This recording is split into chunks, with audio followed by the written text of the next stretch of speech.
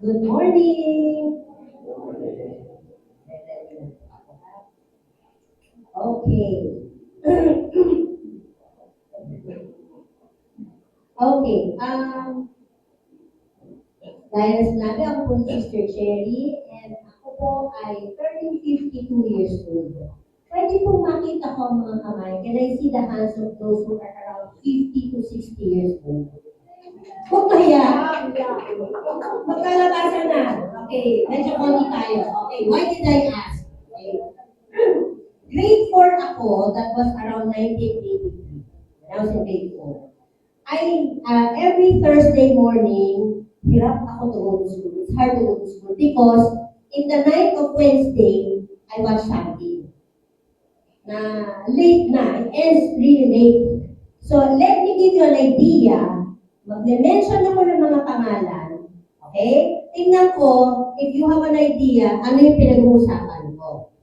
Okay? Magkaka-idea kayo, ano yung pinapanood ko with the names of the people na nabanggitin ko. Ready kayo? Tingnan natin kung yung 50 to 60 to ha. Ready? Jake the Snake Roberts. Andre the Giant. Ay, sino yon? Si classmate ko! Okay, let me continue. Tama ka. Si Andre the Giant, the Hammer, di ba? Magnum TA, Hulk Hogan, Bret Hart, Randy Savage, Rick Martel. Yung babaeng taong to, nanonood po ko ng wrestling, grade 4. And I think it finishes 10:30 at night. Kaya in the morning talagang ang daddy ko has a hard time to wake me up. Okay? Why am I talking about wrestling today? Because today, what I will share to you is about, ay wala na. Ay na lang. Okay, wrestling with God. Okay? Alam niyo naman, for those who watches wrestling in the past, alam niyo yun, di ba lahat na ng passing effort gagawin para talagang manalo ka so that you will win. So today, we will talk about next. Okay? The title is Wrestling with God. We will see the life of Jacob. Okay? And titingnan natin yung portion ng life na talagang sinabi, he was striving with God and men. In the Bible, you will see great men and women, talagang dami mong lessons, real life lessons from the life of Jacob. Yung part one is Genesis 32:28, but I will summarize Genesis 25 to 32. Okay? Summary lang. Let's go to the first picture ni Jacob. Yan. Si Jacob po is child ni Isaac. Okay? Apo siya ni Abraham. Okay? Twin or kapatid siya ni Esau. Okay? Ngayon, nung nasa tiyan pa lang siya, ng mami niya, silang dalawa ni Jacob, nasa tiyan pa lang, sabi doon, wrestling na.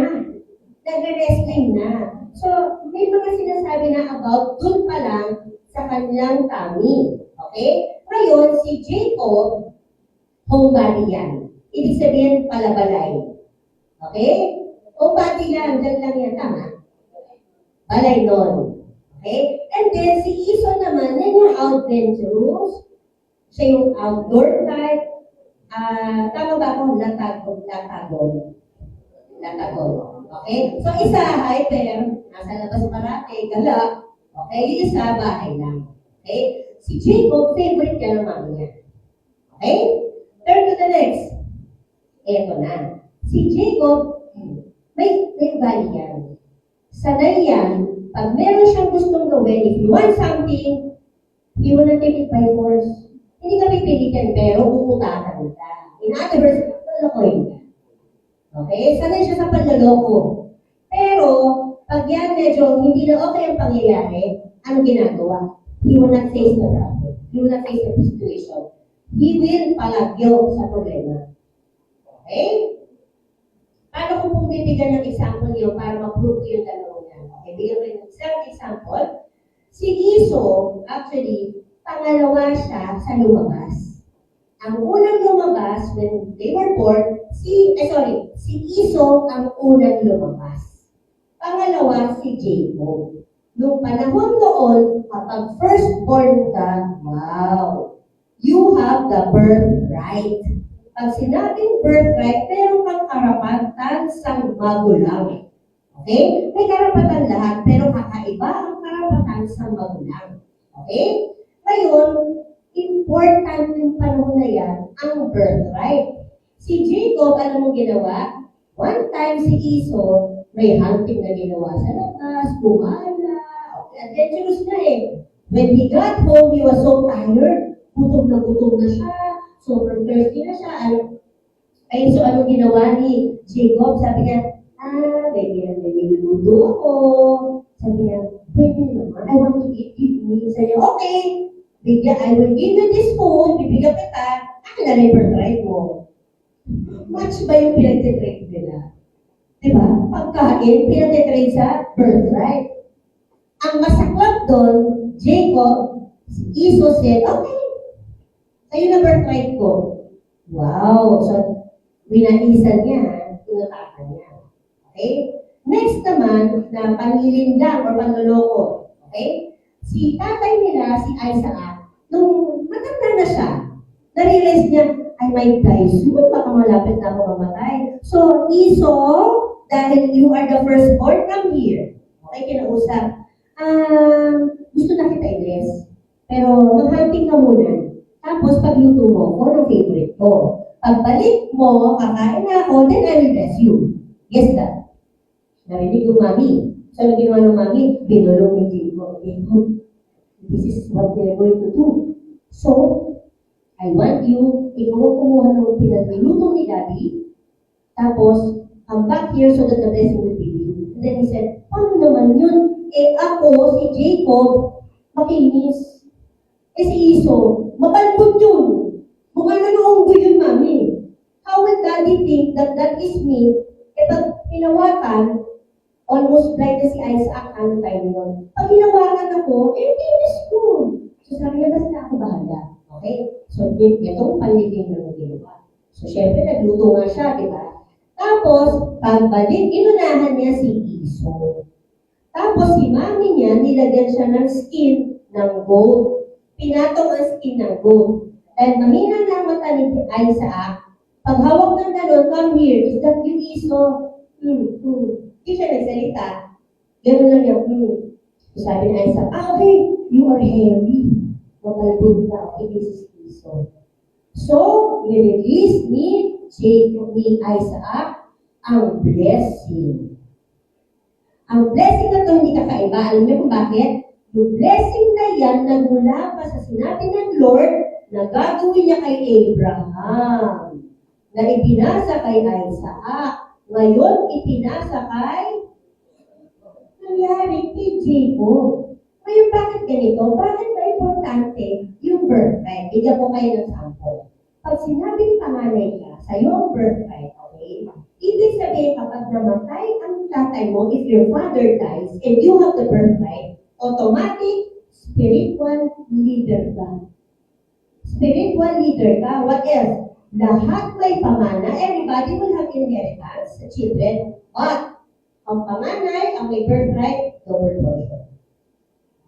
Hindi pa yun, ito pa. If you are the one carrying the birthright, dedicated ka sa Panginoon, ano ibig sabihin nun?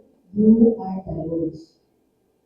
Wow! Okay? So, pag ikaw, sa panahon nila, ikaw ang may birthright, continuation ka ng promise ni Lord kay Abraham, kay Isaac, ngayon, napunta kay Jacob. Di ba nakakalungkot ka na sana kay Esau yun? Pero ito isipin mo. Isn't it so sad na si Esau, hindi niya na-value yung kanyang posisyon. Panganay ako, pero anong ginawa? Binigay niya dun kay Esau sa halaga ng isang bowl ng pagkain. Okay? Gin-ratify niya ang tawag ng flesh para sa ano? Ay, kakain ako, yung na ng birthday niya. Okay? So, galit na galit si Esau. Kasi pagbalik niya, wala nang blessing. Sabi niya, Daddy, binless mo si Jacob, hindi ako yan. Akala ko ito tao. Sabi niya, Lord, Daddy, baka naman may isa ka pang blessing for you. Binless, pero hindi kasintindi ng blessing na ibinigay ni Jacob. Okay? Ito po ha.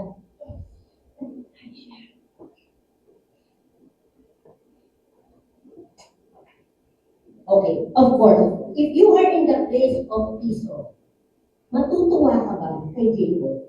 If you're Esau, will you be fond of your brother? You will hate. Kasi syempre, sasabihin, ikaw i-bless, ang pamilya mo i-bless. Lahat ng pamilya, lahat ng nations mabe-bless because of you. Pero lahat yun ang pumunta kay Jacob. Kung ikaw ang kapatid, mabubwisit ka. Pero dito, hindi lang siya nabwisit. It went to a point, gusto niyang patayin. He wants to kill his own brother.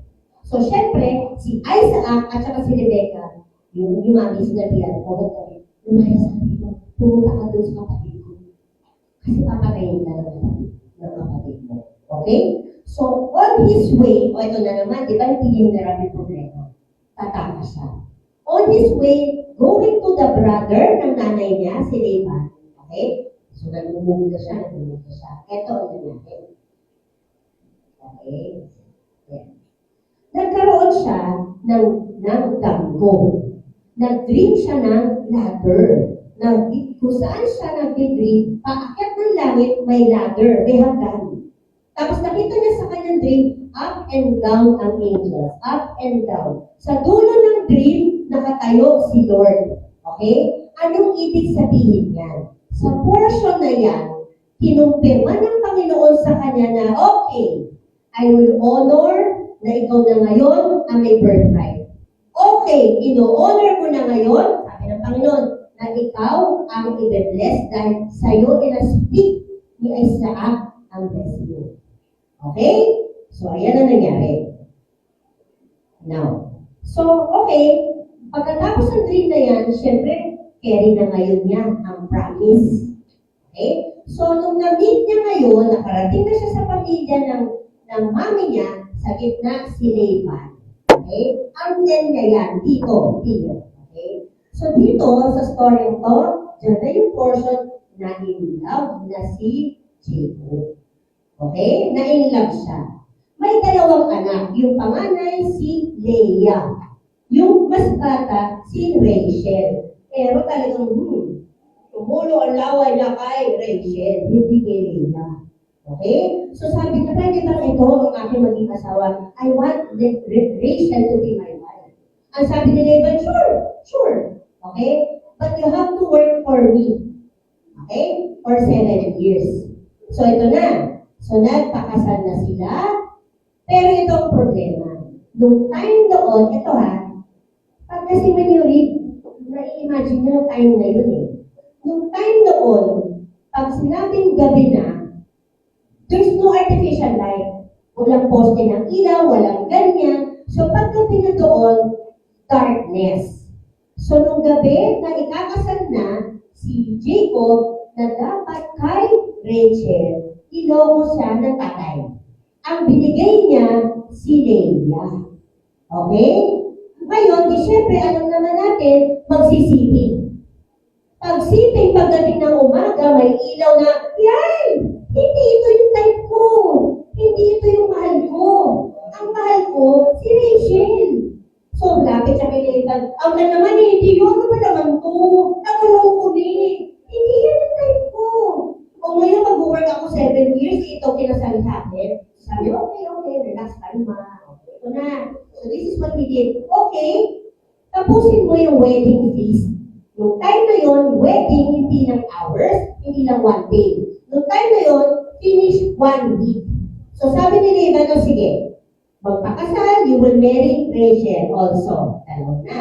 Pero after 1 week, okay, ang bilis.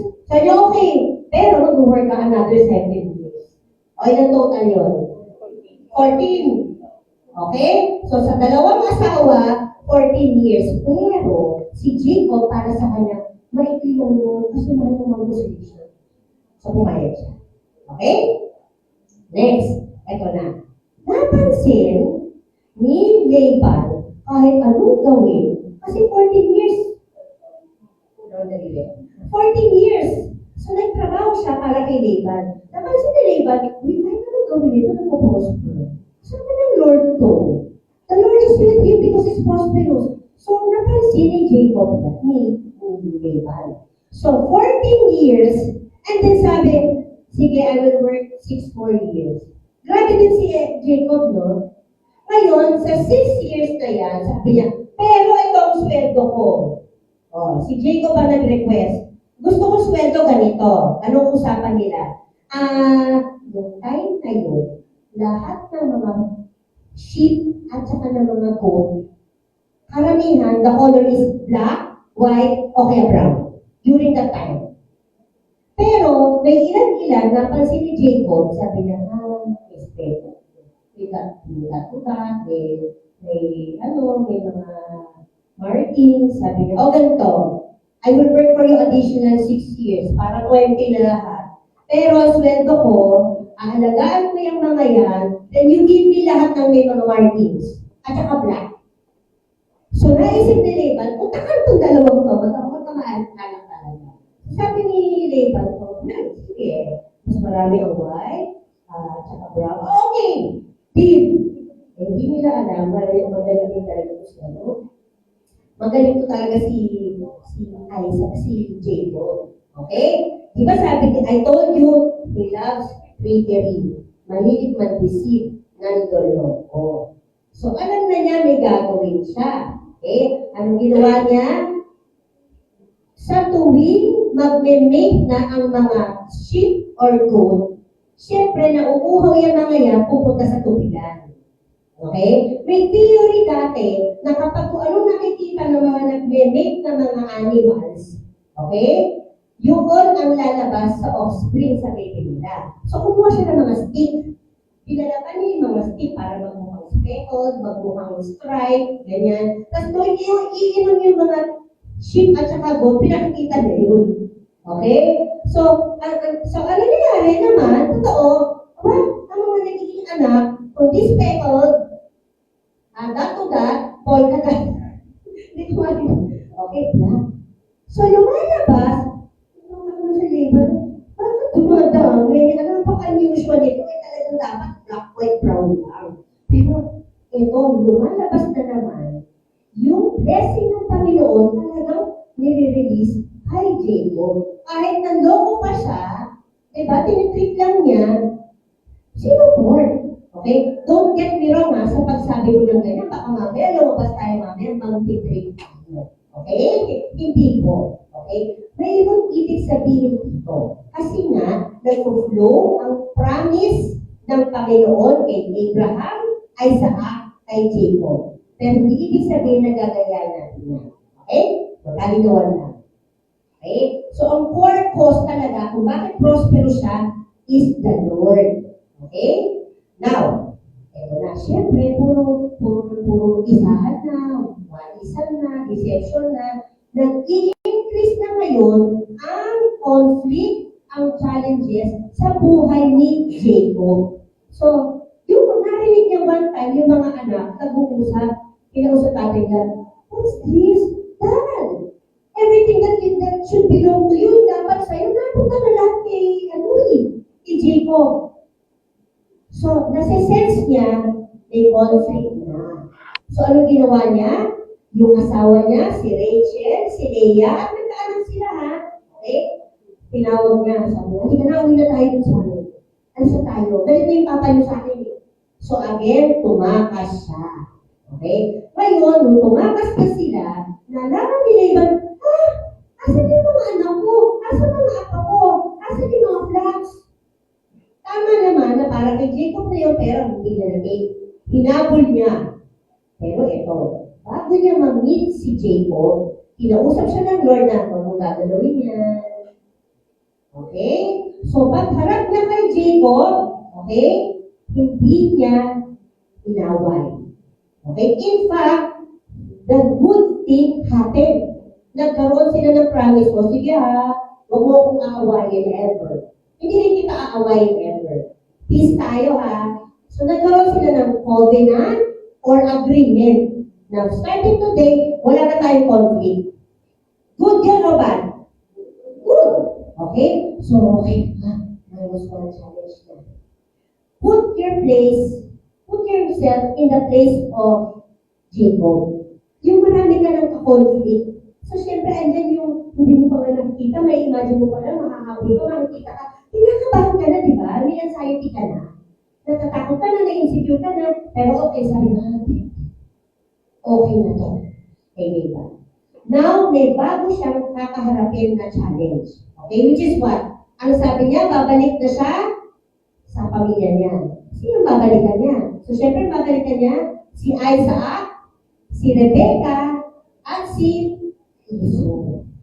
Pero actually, si Rebecca, hindi na niya makikita.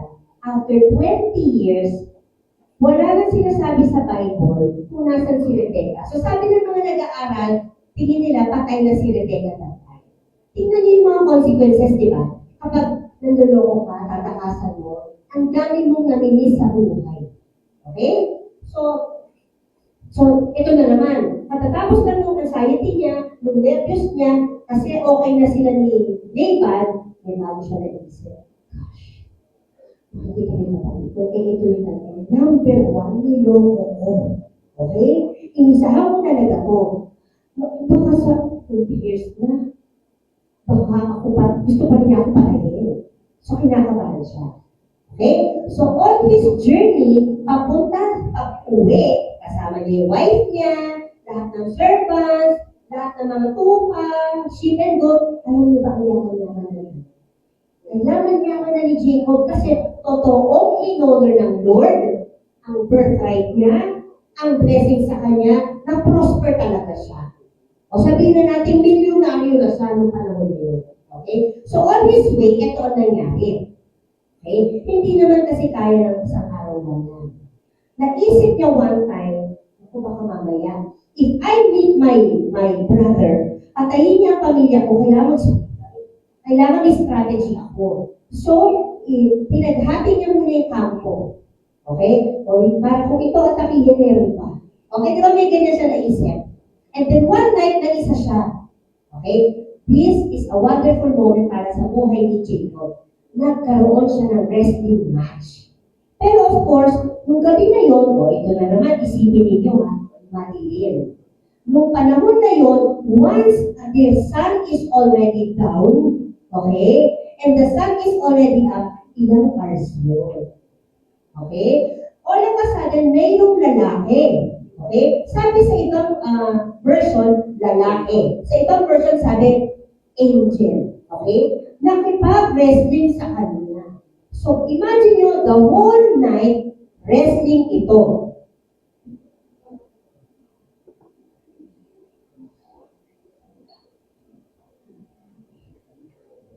Okay?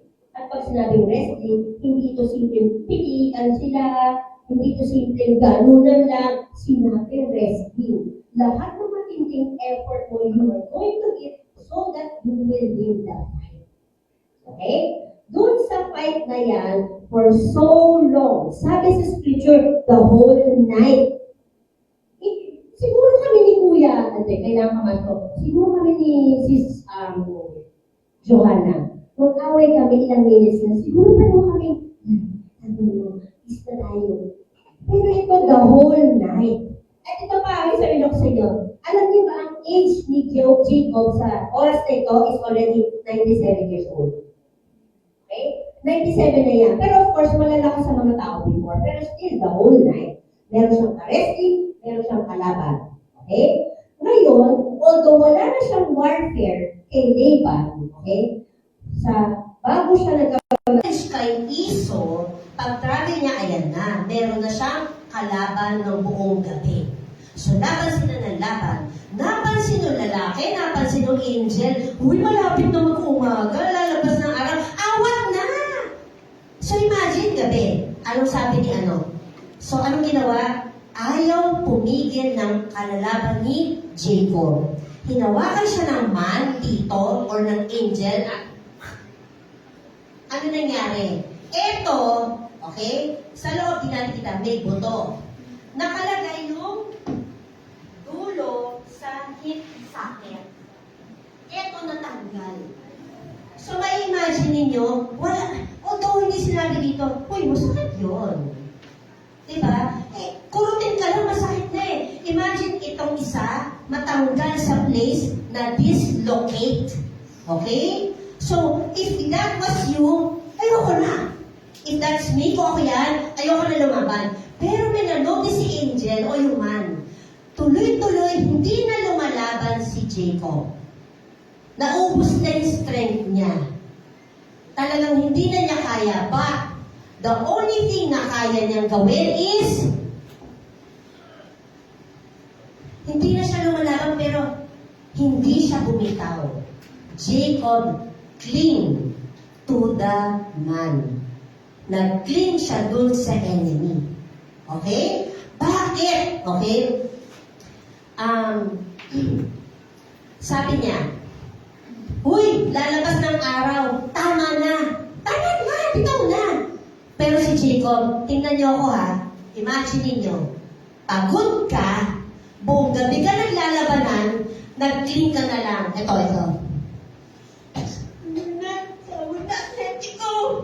I will not let you go unless you bless me. Okay? Pag nandito sa Bible, hindi mo mapapansin na ganun yung atmosphere. Desperado na si Jacob. Hindi yan simpleng malakas. Hindi na nga ubus na yung lakas niya. The last strength left was to cling. Okay? So, nagulat yung lalaki. Sabi dito, bless him. Anong ginawa? After niya sinabi, bless me. Biglang binbless siya. Alam niyo kung anong blessing na binigay sa kanya? Pinalitan yung pangalan niya. Ang sabi dito, you are no longer Jacob. Your new name is Israel. Okay? Tapos pagkatapos niya yun narinig, sabi niya, I have striven with men and I have striven with God. Yan na nangyari. So this time, tapos na. So, okay? May ganun siya ha. May ganun siya. This time, kakaharapin na niya si Esau. Yan. So, ininita niya. Wala ba kayo napansin? Di ba kapag meron siyang kailangang haraping problema, tumatakas yan?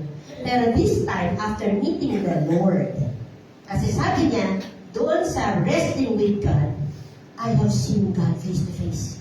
Na-realize niya, walang tao na pwede mag-bless sa akin ng ganyan, kundi Panginoon lang. So na-realize niya ang Panginoon, ang ka-wrestling niya nung gabi. So this time, mas na-encourage na siya, tapos mas na-encourage na siyang kaharapin si Esau. Nung si Esau, kakaharapin na niya, okay? Actually, kinabahan siya. Medyo natakot siya, medyo na-stress. Kasi, isa sa mga tao bumalik sabi, uy, parating na si Esau, may dalang 400 men, lagot. Okay? Okay. So, syempre, isip niya, papatayin ba ako? O welcome ba to? Okay? So, kinakabahan siya. Pero, pag-face niya kay Esau, natuwa kasi, okay? Sabi niya kaagad, kunwari, nandun si Esau, 7 times nagbow siya. 7 times. Pinapakita niya, I come in peace, nagsasabit ako sa iyo, kuya kita. Kulang na lang sabihin, sorry na. Okay? 7 times. Pagkakita sa kanya ni Esau, alam mo ginawa? Tumakbo si Esau. Tumakbo si Esau ha. Niyakap. Ito. Na-miss ko isa't isa. Okay? Nag-reconcile ang pamilya. Okay? So, ibig sabihin, okay? Noong una pa nga sinasabi ni Jacob, marami akong dalang gift sa'yo. Tingnan mo, actually mayaman na ako eh. Okay? Ganyan. Peace na sila eh. Pero ano sabi ni Esau? Kapatid, wag na. Mayroon naman ako. Sapat naman to. Sa'yo na yan. Pero ano sabi ni Jacob? Wag, gusto kita i-bless. Kasi pagkakita ko pa lang sa'yo ngayon, parang nakita ko lang ang Panginoon. Okay? Bakit? Parang wrestling din yun sa loob niya. Okay? Na-feeling niya nanalo din siya kasi pagkakita niya sa kapatid niya, na tinanggap siya, he felt that he won. And he said, parang nakita ko na ang Lord, tatanggapin mo to. So that part, ang gusto ko i-share sa inyo sa buhay na tinatawag na natin si Jacob. Meron tayong mga points na maaari natin makuha. Okay? Actually, marami. There are many points, many lessons na pwede natin matutunan sa story ito, pero I pick 3. Okay? And I want to introduce to you some points tungkol, pero ang points ito ha, doon sa wrestling match. Okay? Yun ang i-discuss ko. Number 1, when wrestling with God, it feels like He is against you. Nung gabi niya yun, sabi sa Bible, nag-fight sila. Okay? Siyempre, kung siya may effort, napansin niya yung man o yung angel nag-effort din. Kaya nga inabot ng buong gabi. Okay? Ngayon, ganito. When wrestling with God, it sure feels like He's against you. Okay? But, you have to take note. His fight against you, yung laban niya against you, hindi yan dahil sa isang evil purpose. It is not anchored on hate. Hindi dahil hate ka niya, hindi dahil galit pa siya sa'yo, or may malicious na intention ba sa'yo, Panginoon? Hindi. It is anchored on His great love and purposes for you. Minsan, kapag tayo nakipag-wrestling sa Panginoon, ang dami natin tanong, naku, na-experience ko to, 3 weeks na, Lord, galit ka ba sa akin? Ba't dito yung nafe-feel ko? May kasalanan ba ako? Siguro nung gabi yun, di ba, ang dating kay Jacob, ano po pinagagalit nito? Hindi ko nga ito kilala. Nasa dilim kami, nag-aaway kami. Okay? So, you have to know, when you're wrestling with God, okay, it is because He is wrestling something against you, not really you. Okay? And, because the heart of God is for you to realize there is no winning. Hindi ka pwedeng manalo sa Panginoon kung magtutuloy ka sa mga maling pamamaraan mo. Siyempre, alam natin, all these times, although binibless ng Panginoon si Jacob, in-honor niya na birthright is sa'yo. Sa'yo kung itutuloy ang aking promise kay Abraham. Pero alam ng Panginoon, may mali sa karakter mo na manloloko ka eh. Tapos pag may problema, tumatakas ka. So I have to deal with this. To continue with your old ways, yung mga malinong ways, magpoprolong lang yung mga dark and intense wrestling matches mo sa Panginoon. Kailangan mag-submit ka lang. It's not the many achievements that you receive or that you reach. It's all about how you reach those. Ang dami niyang na-achieve, pero paano? Sa panloloko, through deception. Pero ang Panginoon sabi niya, no. Oo, makakarating ka sa destiny, pero ang heart mo, hindi okay sa heart mo. Okay? That is point number 1. Now, sabi natin, in-honor ng Lord ang birthright, in-honor ng Lord ang blessing kay Jacob, pero, mas important kay Lord na ang heart mo, okay? Hindi pa na mas important. Ang heart mo is as important to God as is His destiny. Gusto ng Panginoon, habang pumupunta ka sa destiny mo, sa purposes niya para sa buhay mo, okay din yung heart mo sa Kanya. Praise the Lord! Now, okay, we have to understand, okay? Even before Jacob, kahit bago pa siya bumalik sa pamilya niya, okay? Di ba dito hindi pa niya nakita si Esau? Okay? Nung nagka-wrestling sila ng Lord.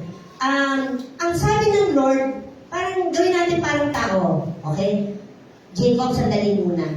Bago ko ibigay ang fullness or makumpleto ang destiny mo, pause ka muna. Okay? Ay, di ka ako papayag, di continue mo yan. Actually, sinimulan na ng Panginoon, di ba? Binless na, yumaman na. Okay? In the future, siya magiging tatay ng 12 tribes. Pero sabi ng Panginoon, teka muna, hindi ka align sa akin. Pause muna. We need to deal with this right now. That's why there was a wrestling match. Okay? So, bakit? Kasi I need you to know, hindi ka pwede mag-rely sa sarili mo. I need you to realize, hindi mo pwede tinatakbuhan ang mga problema. Okay? So there comes that wrestling match between Jacob and God.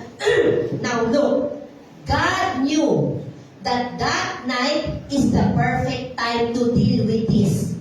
Then meron ako hindi sinabi sa inyo. Yung wrestling match, if you go 10 verses before that, eto na. Nag-pray si Jacob Nung mag-isa siya, sabi niya, may na-realize siya, Lord, babasahin ko sa inyo. Genesis 21:10-12. Ito prayer niya. I am not worthy of all the kindness and faithfulness you have shown your servant. In Tagalog, sabi niya, Lord, na-realize ko, you bless me. Ang dami nito, pero hindi ako worthy. Dahil lahat ng kabutihan mo. Sabi pa, I had only my staff when I crossed this Jordan, but now I have 2 cups. Nung pumunta ako dito, meron lang ako nung staff, nung rod. Pero ngayon, may 2 akong asawa, ang dami kong anak, ang dami kong sheep and goat, may servant pa ako. May realization siya, tapos sabi niya, siyempre, haharap siya kay Esau. So in his heart, kailangan ko na ito harapin. So ano ginawa niya? Nag-pray. Lord, save me, I pray, from the hand of my brother. Kasi takot po ako sa kanya, baka i-attack niya ako, pati yung mga nanay, yung mga anak ko, asawa ko. Anong ibig sabihin ng verses 10-12? It was a prayer of humility. Okay? That's why, pagdating nung gabi na nag-rest din sila, God knew this is the perfect time. Because lumambot na yung heart ng anak kong si Jacob. It's the perfect time. Praise the Lord. And then the last point I want to show to you. Sorry. Second point. Okay? So again, huwag niyong iisipin galit ang Lord sa inyo. Okay? Pag may wrestling match kayo nararamdaman, parang sa paligid ko anong nangyari. Sa loob, bakit parang hindi siya please? Akala ko hindi. Okay? Because He wants your heart to align with Him. Okay? Now, the next one is, wrestling matches with God are intense and long. Alam nyo, patawa-tawa ako sa inyo dito. Hyper ako, cheerful ako, yes. Pero did you know, this message, pina-experience ng Panginoon sa akin for 3 weeks. Na-share ko yung sa G-group ko, sa D-group ko. Na-share ko yung kay Catherine. Umiyak ako kay Pastora habang nag-chat kami. Hindi ko na maintindihan yung nangyayari. 3 weeks na ito. Ang tanong ko parate, did I do something wrong to you? May kasalanan ba ako? I had so many questions. Then, I realized, nung ako na ang mag-preach, may tinuturo ako. Okay? Now, I felt it. It was so intense. Napakatagal. Para sa akin, 3 weeks. To some, maybe mas mahaba. Okay? Bakit ang haba? Bakit ang intense? Okay? Because,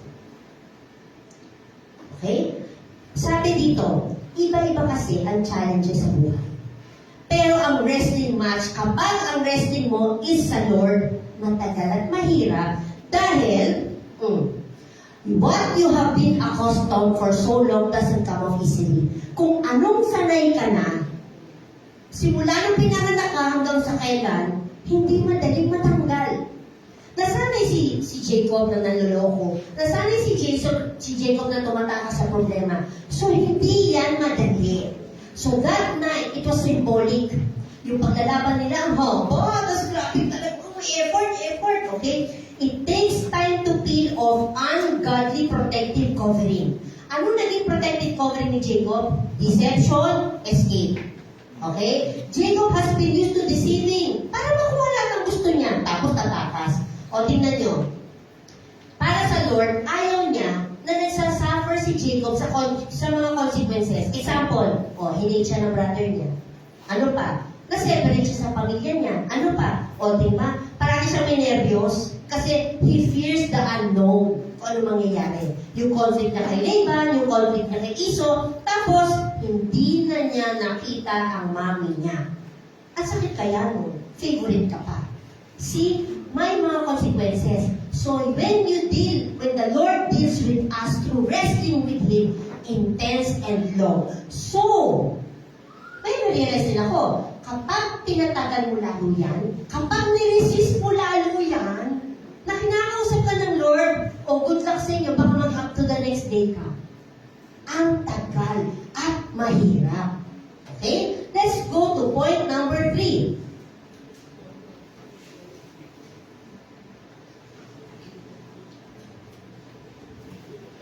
Point number 3.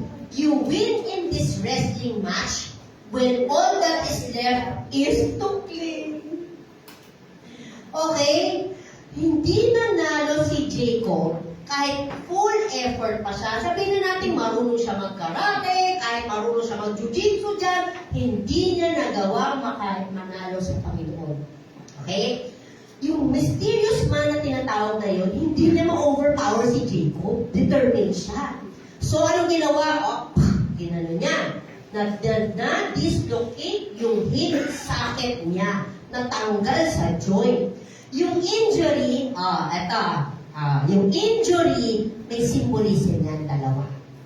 Ang una symbolism, yung strength ng opponent niya. Sino opponent niya nung gabi yon? Si Lord. And then, ang isa pang symbolism is yung desire ni Jacob na manalo. Pero teka muna, kung naaalala ninyo, bago ito nangyari, nag-humility prayer na siya, di ba? So this time, ang desire ni Jacob nag-change na. Okay? Because of the humility prayer. Binigay niya lahat ng strength niya hanggang sa wala nang matira para lumaban. And the only strength na meron na lang siya is to cling. Kumapit. Okay? Sa pagkapit na yan, sabi niya, I will not let you go until you bless me. Okay? Listen to that. Here is when Jacob now achieved victory. It is through your magnificent failure. Tingnan niyo yung word, mag-opposite. Magnificent failure. Hindi pala lahat ng failure sa buhay pangit. Hindi ko naman sinasabi, mag-push tayo hindi maging successful. Ang ibig kong sabihin, when you fail sa harap ng Panginoon at ma-realize, Lord, surrender na ako. Hindi ko na to kaya kasi ikaw na. Okay? So, you win this match when you surrender to Him and cling to Him because He is faithful. Okay? Praise the Lord. Now, okay? Ang mga anak ng Diyos, God's people, pwede lang kaya tayo magdaog kung i-allow natin ang sarili nating will, ang sarili nating gusto na ma-dislocate. Okay? Pumayag tayo mag-dislocate because that's the only time we're going to say, this can only be done by God. Ang dami nating sitwasyon ganyan, pipilitin mo kayanin sa sarili mo. Hindi, paplanuhin ko to, I'm the planning type eh. Lalo na yung future ko, I will plan everything. Pero dadating ka sa punto, hindi pala nag-work yung pinlano ko. Because you will realize, this can only be done by God. Praise the Lord. Now, this statement, ang ganda nito, yung statement na yun nasa taas, okay? It means spiritual power and victory, yung tinatawag ng prevailing, comes out not by forcing your own desires, but through total surrender to God, sa will niya. Even when, eto na, even if it's painful, napaka-effort, kahit na nakakaubos, it's so humbling. Kahit na yung talagang parang ang kandila na ubus na. And kahit makagubag na. Diba? Yung feeling mo, wasak na. Nung night before talagang na i-put together ko to, iyak ako sa Lord eh. Lord, pigang-piga na ako. Anong gagawin ko? Hindi ko na kaya. Basta alam ko, ikaw lang. Talagang hindi mo na alam kung baldi-baldi, ilang baldi na ng tears ang lumabas sa akin for 3 weeks dahil kung ano-ano na lang kina-wrestling ko. Nagka-conflict kami mag-asawa, nagkakapikunan kami nung first week. Nung second week, na hospital si Papa, pagod na pagod ako. Kasi ako yung babae, ako nag-aasikasos, si husband nasa business. Tapos hindi lang physical pagod yun. Makikita mo, yung papa mo, down na. Sabi ko, not gonna allow him to go down. In-encourage ko talaga siya. To think ako, hinang-hinana ha. In-encourage ko siya with the word of God. And then praise the Lord. Tumayo na siya. Kumain na siya. Pagdating ng third week, hindi ko pa rin maintindihan. Akala ko breakthrough na. Lord, what is this something inside me? The wrestling ko before is outside. Pero ba but something inside naman this time na napipil ko, ikaw to. So look, and I praise the Lord because that night when I said, I cannot do it, I was desperate. Ito pa eh. Hindi ko hinahanap that time yung gusto ko na yung good feeling. I just want this awful feeling out. Parang yung susungit ka na, napapatulan mo na lahat. Kasi hindi ko magustuhan. It's painful, it's uncomfortable. Nakakagubat na. Ganon. Pero sabi ko, bahala ka. Ano gusto mong i-peel off sa akin? Saan ba ako nagtiwala na hindi sa'yo? Lord, ikaw bahala. My goodness, the next morning, the Lord gave me breakthrough. He blessed me. Praise the Lord. Okay? Now, sabi kanina ni Jacob, I will not let you go unless you bless me. He was not making a polite prayer. Hindi siya nag-pray, ha? Hindi yan simple prayer. Ano yun? Desperation. Desperado na si Jacob. At alam niyo ba, okay? Ang ibig sabihin ng bless in Hebrew, di ba naturo ko sa iyo before, iba-iba ang paggagamit ng word sa Bible. Okay? This time, ang salitang bless, nung nagsabi si Jacob na, I will not let you go unless you bless me. Ito yun. I want to be empowered for destiny, given a new capacity, authorized for a new future. Okay? Hindi siya humihingi ng pera. Hindi siya humihingi ng comfort sa buhay. Hindi siya alam niya ng kasaganahan. He was asking for a changed heart. Humihiling siya, baguhin mo na ako, Lord. Dahil alam niya, in the past, mali ang kanyang mga nakasanayan. He was asking for a miracle in such a time. Di ba nga, ang dami na niyang challenges? Yung conflict sa dalawa, kay Laban tsaka kay Esau, alam niya eh, hindi na niya kaya. Hindi na niya pwedeng gamitin what he used to trust, deception, and escaping. Sabi niya, this time, I understand something powerful. Ang ibig niya sabihin doon is, if I leave this moment the same, I will lose everything. Lord, kung hindi mo lang ako babaguhin din, sigurado ako lahat mawawala sa akin. Kasi manuloko lang ulit ako parati. Tatakas lang ako. I'm sure lahat ng binless mo sa akin, kung ganun pa rin ako after ng wrestling natin, mawawala lahat to. At naiintindihan niya, if I get the blessing, I become somebody new.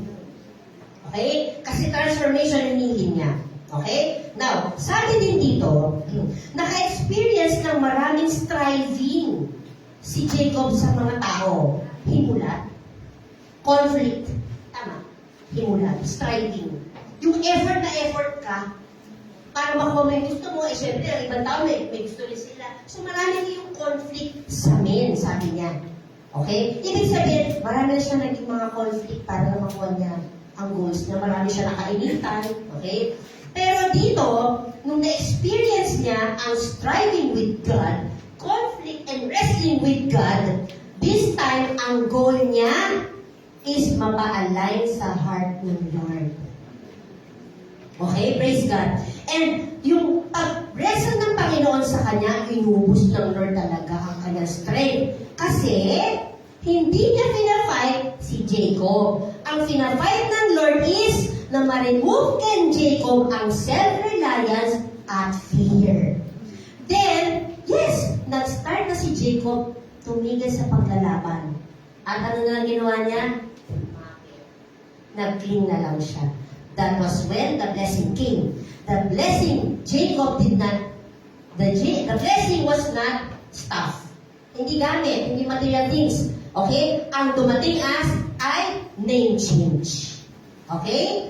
Jacob became Israel, which means, okay, you are now empowered and authorized with unstoppable capacity to change your destiny.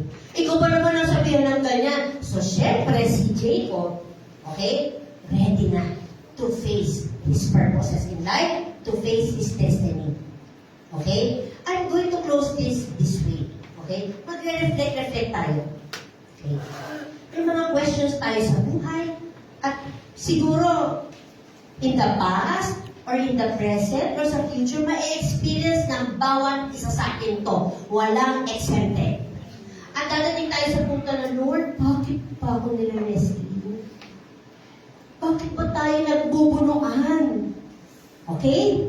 Are you experiencing a fight in the darkness in these past few days, past few years?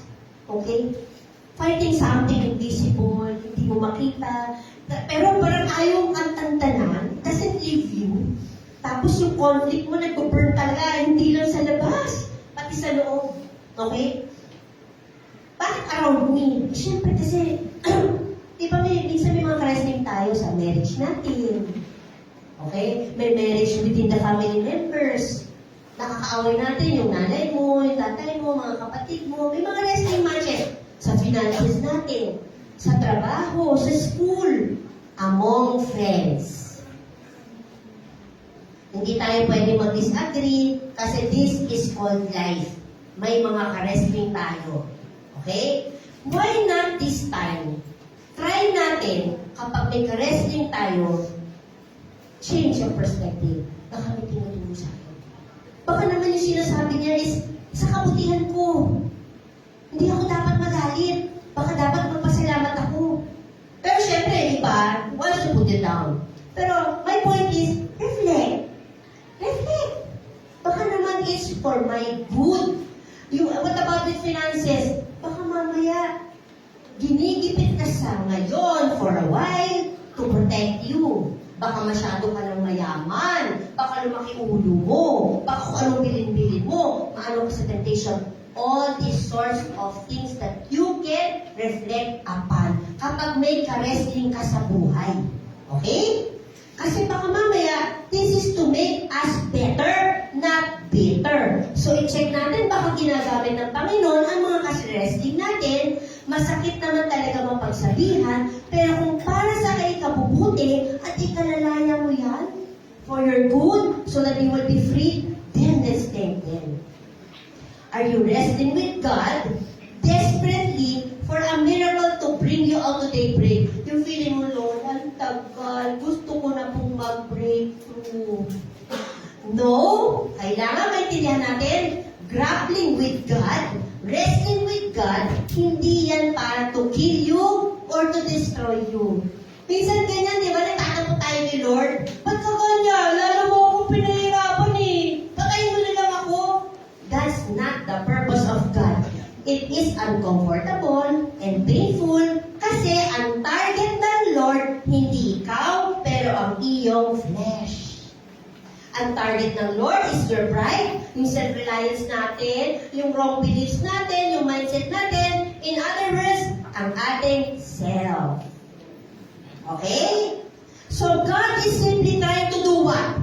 He wants to give you a new name. He wants to give you to bring you to your brighter future. So if you are right now named lost, He wants to call you mine. If you're now called limping or defeated, He wants to rename you conqueror. If you are now named arrogant sa ngayon, He wants to rename you humble. If you are named weak, He wants to rename you powerful.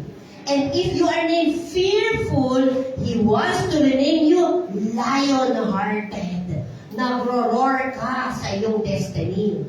Do not let go of God. You have to cling. Okay? Do not settle for religion. Ano ibig sabihin nun? Meaning, baka naman nagagawa mo nga lahat ng dapat mong gawin sa calling mo, sa duty mo, sa ministry mo. Pero baka naman yung heart mo hindi okay sa Lord. Baka yung heart mo hindi okay sa tao. O, di ba? Do not go back to normal.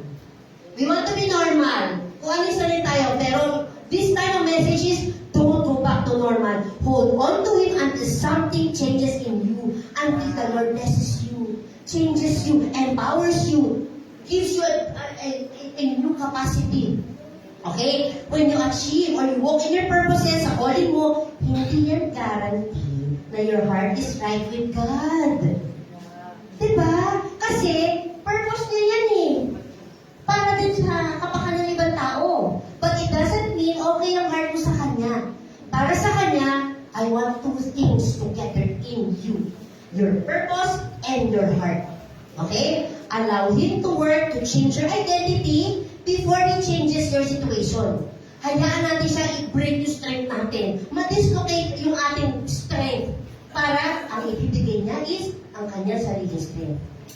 Allow Him na lagyan ng marka ang pangalan natin na maita-transport ka sa bago mong destiny sa buhay. Okay? And before we end, let's ask this question, okay? Looking at the country, at the world situation now, hindi ba napakalaki ng mga nire-wrestling natin? Naku, I don't think may magsasabi, ano pinagsasabi mo, Sister Chen? Alam natin lahat yan. Right now, nakikipag-wrestling tayo sa presyo ng gasolina, diesel, bilihin. Sandali na lang, makikipag-wrestling tayo sa presyo ng kuryente. At kung ano pa. Pero kamusta na yung strength mo? Kamusta yung income mo? Di ba pareho pa rin? Parang hindi perfect match. Okay? Nagtaasan na lahat ng presyo, pero income mo ganun pa rin.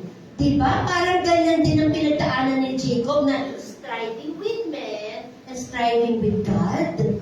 Hindi siya equal match, pero pinag-wrestling natin, di ba? Everyday, nag-wrestling tayo sa lahat ng ating mga binabayaran. Anong solution? It's the same solution. I'm praising the Lord for the word. Because there's one solution to everything. Wala nang iba, cling. Cling to God. Huwag ka magpipili sa sarili mo.